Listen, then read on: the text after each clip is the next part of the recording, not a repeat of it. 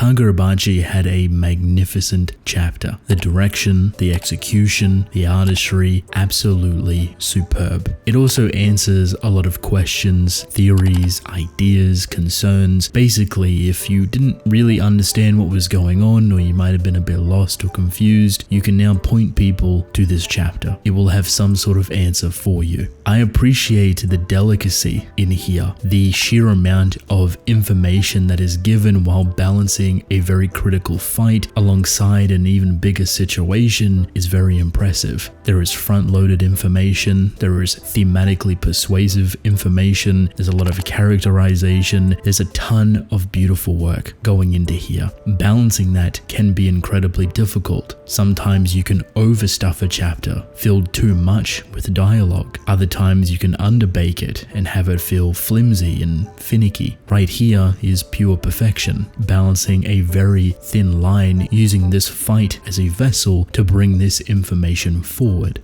I want to start with Hiruhiko. I really love the backstory that we got for his character. It provides a confirmation for me that I was talking about previously, that Hiko is carved through survival and bloodshed and killing. The reason he is a scary, adaptable individual is because that is what he is known. He is a fighter, he is a killer, he is someone that is fighting to survive. That is what makes him impressive. The information we got, however, is incredibly sad and very traumatizing. There is a trigger warning here. We found out that Hiko at a very young age was assaulted, and because of that he bit the person to death, which would become his first kill, a motive to survive. I was doing a little bit of research and the translation seems to be a bit different. It seems that the Japanese translation confirms it to be sexual assault, whereas the English translations seem to boil it down to just being assault. Now, while the implication is there, I do think it is a missed opportunity to supply this type of severe sensitivity to Hiruhiko's backstory. For some, it might be semantics, something that isn't necessary at all. But I think if you are creating a character like Hiko and providing such a vital, crucial, heartbreaking backstory and motive to why he is surviving in this world, getting the type of assault that he is going through plays a critical role to the type of person that he unfortunately would be molded to be. While I don't think the English translation devalues it overall, I think it's important to at least bring up so people understand what the original intention might have actually been.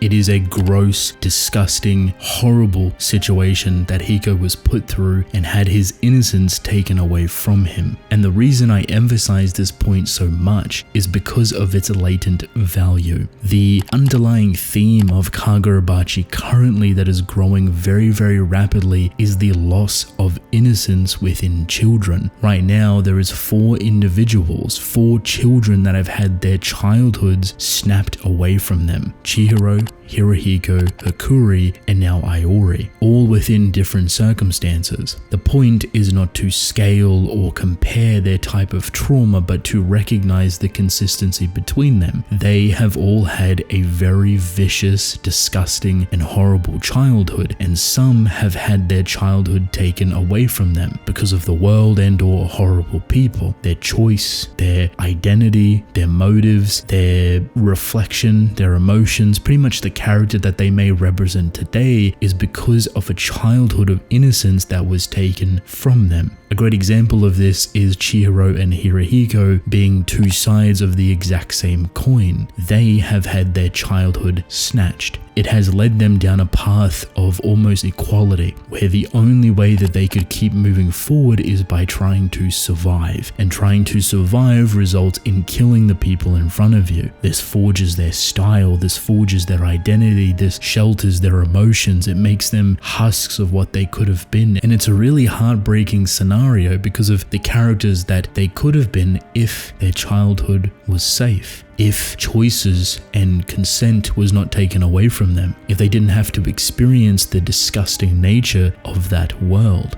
So they were forced into a position that they had no choice within, and the only way that they could swim is by survival, is by killing. It's what makes them adaptable. It's what makes them crazily strong and scary individuals. There is a sincere beauty to the fragility between the black and white motif, the good and bad. What is the difference between Chihiro and his childhood compared to Hiruhiko and his childhood? What makes them good and bad? They're both killers. They both had their childhood taken away from them. It's both resulted in them going down certain paths to do what is necessary to survive. It shows how fragile that line between good and bad actually is, and why it's not black and white, that it is so morally grey and murky all the way through. These two are genuinely the same individual with a similar outlook on life, and it's why I hope that both of their characters continue to thrive and grow and expand so beautifully in so many different ways throughout this entire story. A recurring battle, theme, and villain that Chihiro and Hiko can continue to represent, all the way from their childhood to that moment where everything changed, to the lifestyle that they're living now, to how they evolve and grow within the future. That to me is powerful, and I like that a lot. There is a moment in here where Chihiro is very close to understanding the Iaido style, and we get a lot of intricate detail for handholds and positionings and drawing styles and pretty much the ins and outs of how that technique works. We even get to see the creator of it. There's a fascinating way that Hogazono has both front-loaded and off-loaded the Iaido style. At the beginning of the chapter, you get a ton of detail to the swordsmanship technique, but the most crucial is a conversation that Chihiro has. Because the Iaido style is very unorthodox, people tend to get caught up within the motions. When you start to overanalyze and overthink, you cannot draw out its true potential. This is a very true statement and reflective of how Chihiro grows. Chihiro is the type of person to be very self-critical. The way he observes his sword style is incredibly crucial to its development, but it only goes so far. The reason he can do this rapidly and to such a detail is because as a blacksmith, he has honed this craft of seeing the intricacies, the delicacy, the very minute details of a blacksmithing craft. If you apply that technique and eyesight over many years of training, you can give it to your own sword styles. You can be very critical of yourself. On one side, it makes Chihiro very, very dangerous to learn abilities rapidly. However, it doesn't give him a fundamental understanding, and that is the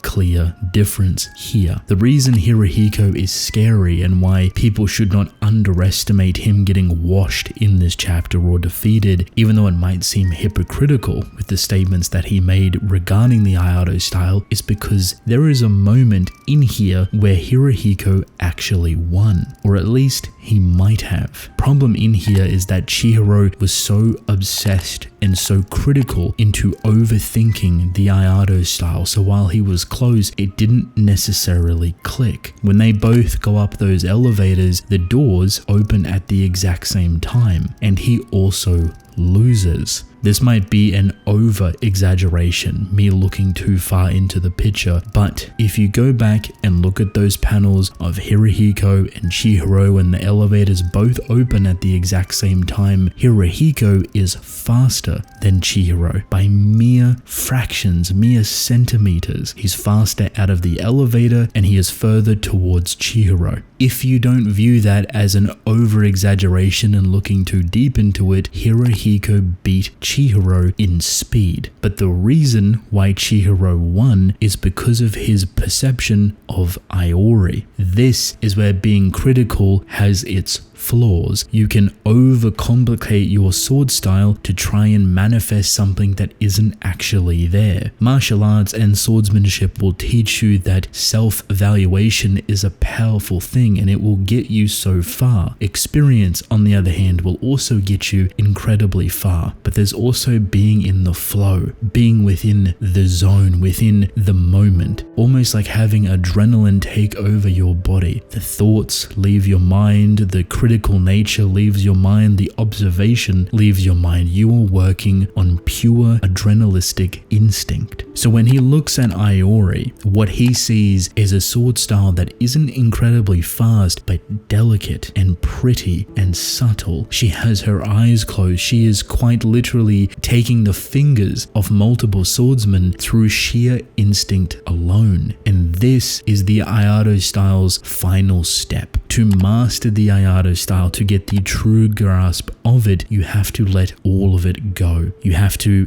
get it out of your brain trying to perfect the style itself. You just have to do it. And it goes back to the conversation that he had at the beginning of the chapter, that the sword has to be a part of your body. It has to be one with your arm. So even though Hiruhiko might have beat Chihiro in speed, the reason Chihiro won is not only because of the calculations and the hard work and effort he made to understand the Iaido style, but by the end of it also understood that instinctually it had to end there, that his mind had to shut off and he had to feel the Iaido style become one with his body. I love that type of conclusion. It brings this whole chapter almost full circle. It utilizes the importance of Iori and her style, her swordsmanship that is different to Samura's, most likely through diligent hard work, effort, and training. The only curveball that could come in right now is Samura, and there's a very high chance that he's going to rein in like Consort Radahn and deal with people the way he sees fit. Even though it's not within his prerogative to kill people without enchanted blades, I would like for him to at least try and draw on someone like Kaguri. He seems like the biggest problem there, someone that loves and respects the play of swords.